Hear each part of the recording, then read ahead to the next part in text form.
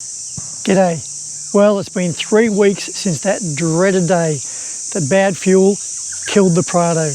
And a few days ago I flew interstate to pick up my new car, bought sight unseen. Now that was a leap of faith. If you want to see all those processes, stand by, and in this video I'll talk about all of those, and I'll also mention something about the cost. So let's go.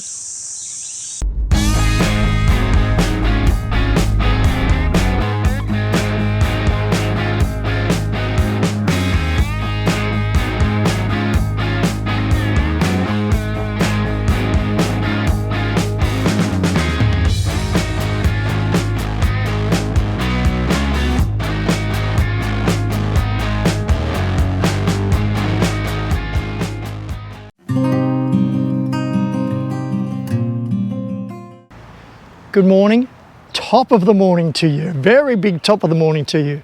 So some pretty exciting news, and it almost seems unbelievable, but in fact it's true. By the way, it's 5 o'clock in the morning in Kununurra, but I'm not in Kununurra. I've flown interstate into Northern Territory. In fact, I'm in Darwin, and I'm standing in front of my new car. So that's a very exciting news. I'll walk you through it. But I just thought you would want to know that now rather than what's happening with him. So that's what's happening. So exciting.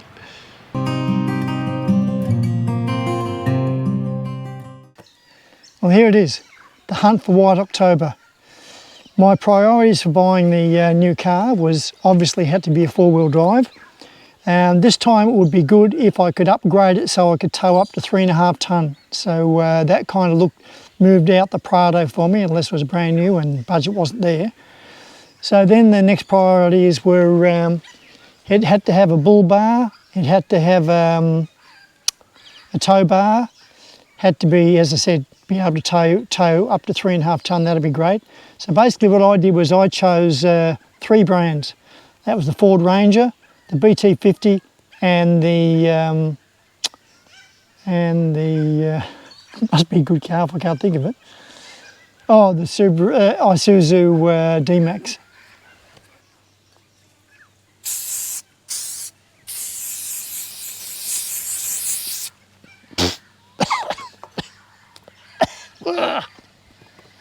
Let me run you through the process of buying my new car. It had to be a four-wheel drive.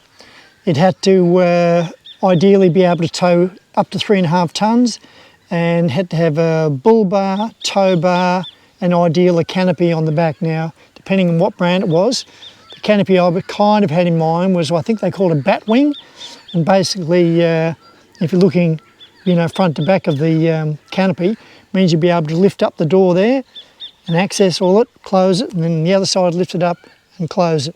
And in there, obviously, you can have your electronics and your sliding fridge or your drop-down fridge and so on and so forth. I hadn't kind of really anticipated the other type of canopy, and the other canopy is the one that just basically sits on top of the tub. Anywho, I'm getting ahead of myself. So the 3 brands I chose was Ford Ranger, BT50, and Isuzu, either a D-Max or a Muxie, but probably ideally like a D-Max. Okay, the only places, the car yards in Kununurra, and if you look at the map, car yards in Kununurra, they were kind of a bit few and far between, so I didn't really even bother with that. But I did look up the Facebook, marketplace, just on the off chance.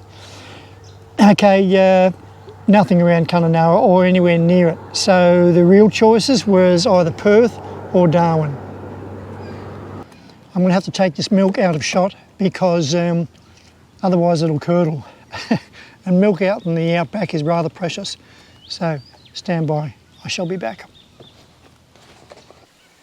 And next, my priority was, am I going to Perth, 3,000 kilometres away, or am I going to Darwin, 1,000 kilometres away? Either which way, I would have to fly down to Perth, have a look, or line it up as well as I could, get the car and then drive it back the 3,000 kilometres, which I figured my 300 kilometres a day would take me reasonably comfortably about 10 days. maybe to 2 weeks if I took my time, maybe to a week if I was too excited and tried to rush back. And for Darwin, it would be probably 3 days drive back, obviously flying there, 3-day drive back, and if I took my time, or yeah, probably 3 days, or if I was in a real rush, which I probably would be excited, maybe 2. Anywho, I'm getting ahead of myself. So I jumped on the usual suspects to look for a car sales, Gumtree, Marketplace. There's one called Drive and another one called Auto something. I'll list them for those people interested. And I looked on all of those options, and the bracket I was paying, I would normally, almost always normally only buy from private. But with that kind of budget, the problem with buying private is you're paying out a lot of cash, drive it out the driveway, and then you say, oh, hang on, just about to drive up the street, I noticed blah, blah. Well, there's not a lot of options, and even if there were options, then the private seller might say, oh, look, I'll give you your money back, it's too much drama to try and fix it, I'll sell it to someone else. There's all sorts of permutations of not a good idea doing private. So I've decided on car yards. I won't go down any path, and I won't have any dispersions against car yard people and used car salesmen, but I do kind of tend to put them with lawyers and accountants. And anyway, well, I'm definitely digressing. Back to the challenge. Okay, so them are 3 cars, and where can I get it in Perth or Darwin? And so I've looked at pretty much everything that was available. I even upped my budget beyond what I kind of could afford, but even with that, and what was happening a lot of times, I was finding those 3 options, the three manufacturers were having lots of cars, and some were looking pretty tidy, some of them very nice low kilometres, but the majority of them, good morning, the majority of them had tubs only. Now, I can't drive around the countryside with an open tub, not unless I want to put a sign on the roof and say, help yourself to all my goodies. So all the tubs were out. And then beyond that, then I would need something with a canopy, which is like the fiberglass one that sits above the tub, or as I said before, the batwing.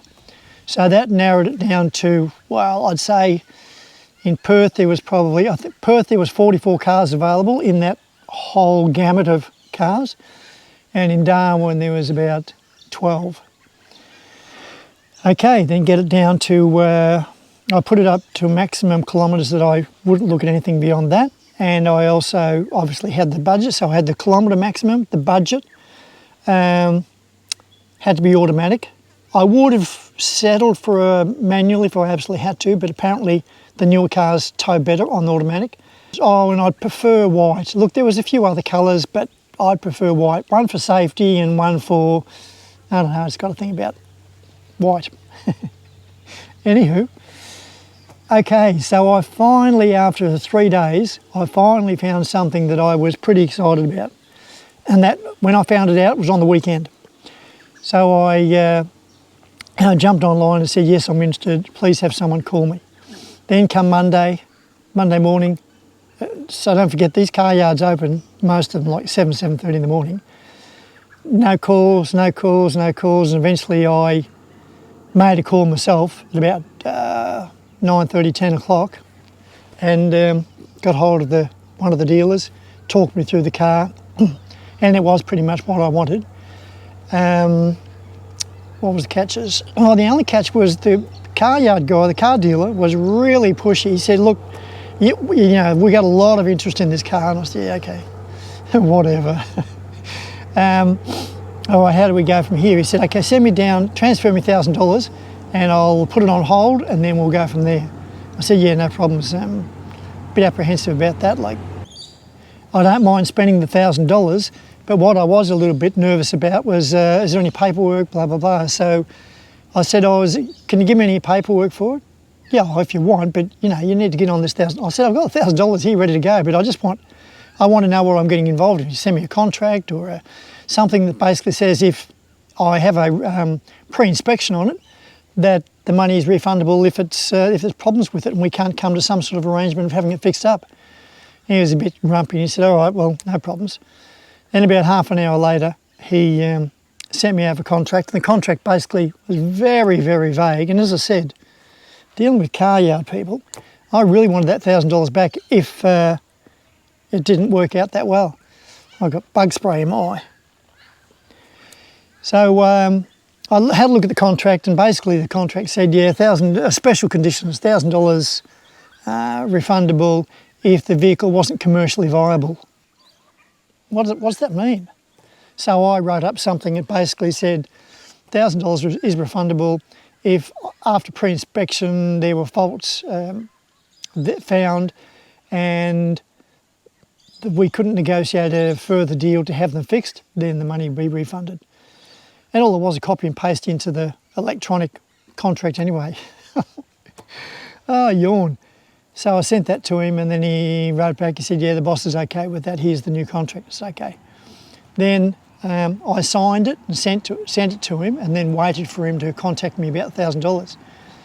Anyway, don't forget I'm sweating over this because I'm about to then organise a pre-inspection, organise a flight to Perth, so on and so forth, but I just wanted all those things, all the ducks in line, so to speak.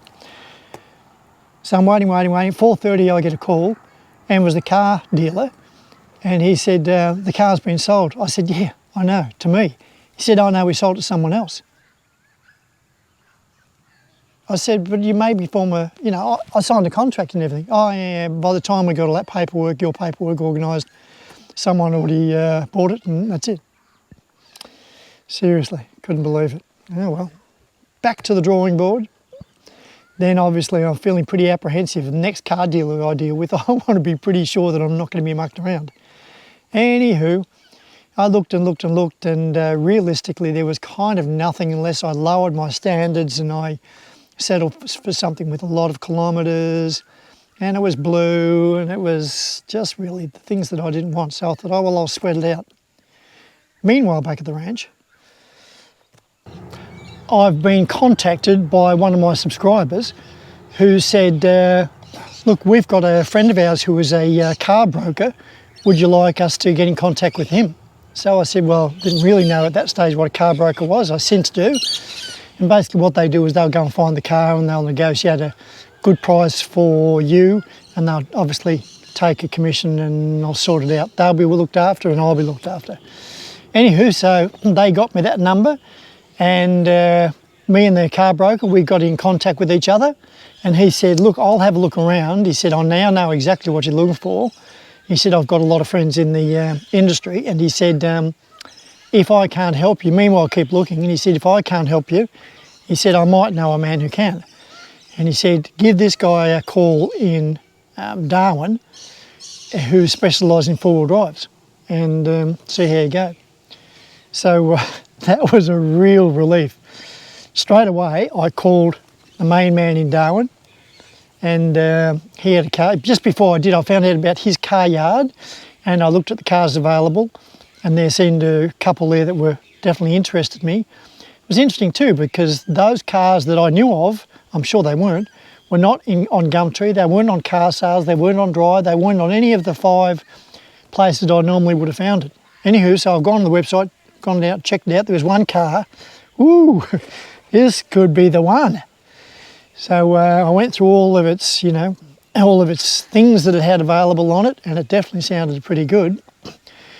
So I contacted the friend of the next door neighbour's mate, the car yard in Darwin.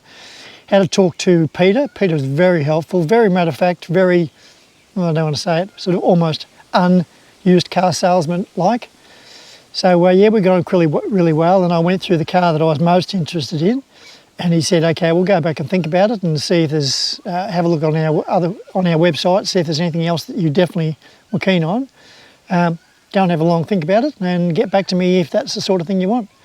So I went over all the pros and the cons and what it had and what it didn't have and the kilometres and but basically ticked most of the boxes, so I was pretty excited about that.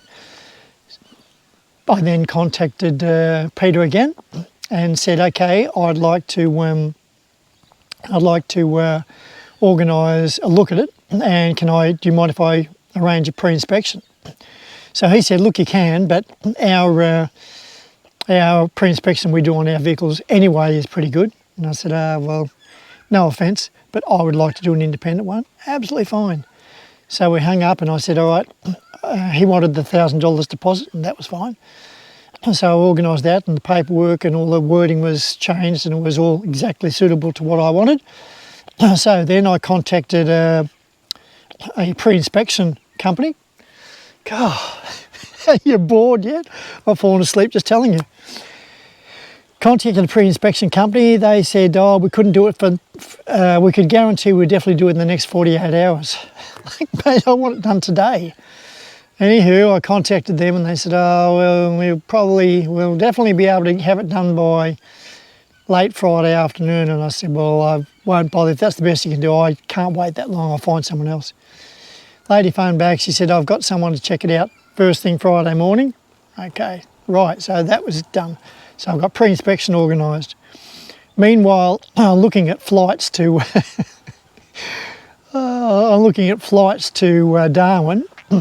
So I can get it, if I wait 4 to 5 days, I can get it for $228. If I go today, it'll cost me $2,000. If I go tomorrow, it'll cost me $1,600. Oh, please.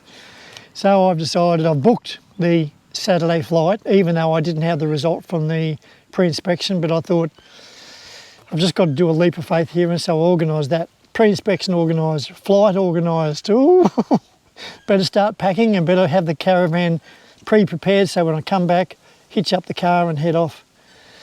So that was it. And the next section you'll see now is me getting organised, being on the plane, showing you what I took on my little package to get over there. Because I anticipated what I'll do is I'll sleep in the car on the way back, obviously no caravan. And if you're still watching this video, well done.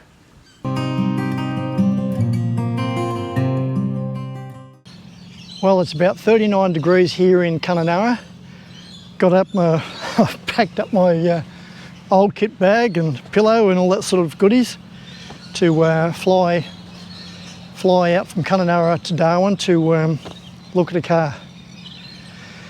Here we go. Yeah, she's a bit warm out here, but I'll be in a little car in a minute, so get the taxi out and then in the air-conditioned airport. I'm sure I'm not allowed to film there, so this is probably it. I'll see you in Darwin.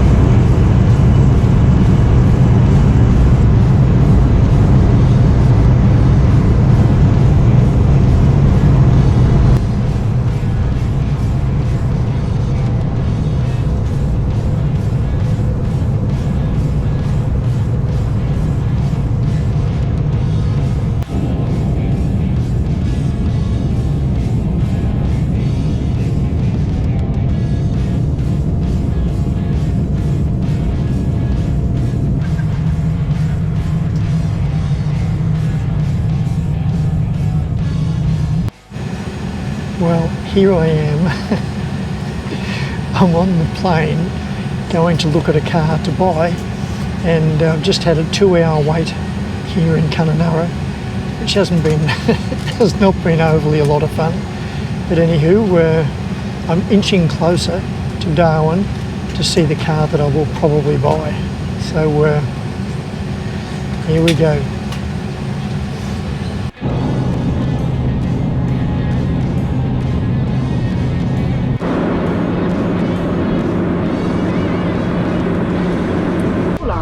Must be down and window shades must be open. On behalf of the team here at Air North, thank you for your attention.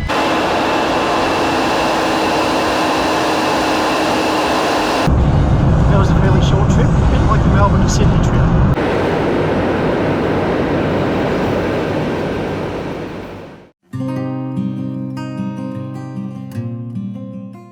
Anywho, finally got to Darwin. Peter picked me up in another car. We drove around, we checked out my new car, which, I forgot to tell you, on the pre-inspection. The pre-inspection results came to me when I was waiting at the airport.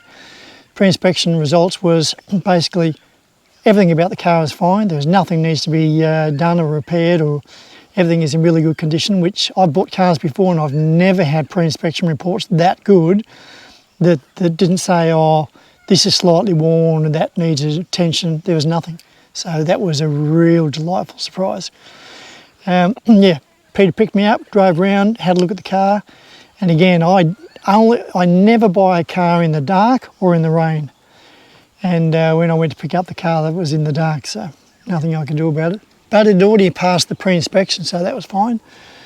And in the description, there was only one key to the car, which is a bit frustrating because a spare key for the car would be handy, and it costs between $200 and $300 to get them recut. So anywho, when I got there, Peter said, found the spare key. Fantastic. Anyhow, we signed all the paperwork, jumped in the car, drove off, went back, been staying at a motel in Darwin, went back, took photos of it, gave it a bit of a hug.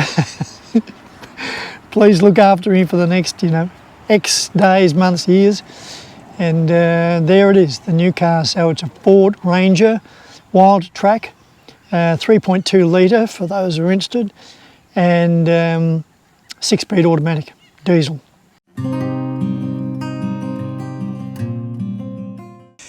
Did I mention that after the insurance payout, when they wrote it off and sent me the cheque, they cancelled that policy for the rest of the year? I understand that.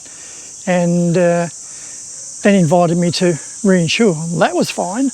And then when I started doing some inquiries, in fact, they even sent me a quote through the email. I know that it was going to go up, but it went from $780 a year for full comprehensive insurance up to $2,400 a year.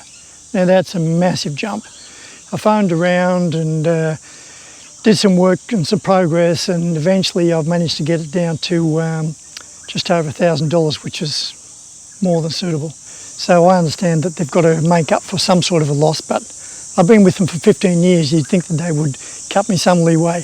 Oh, by the way, they keep on sending me, here's a $50 online discount if you want to use it against your insurance policy.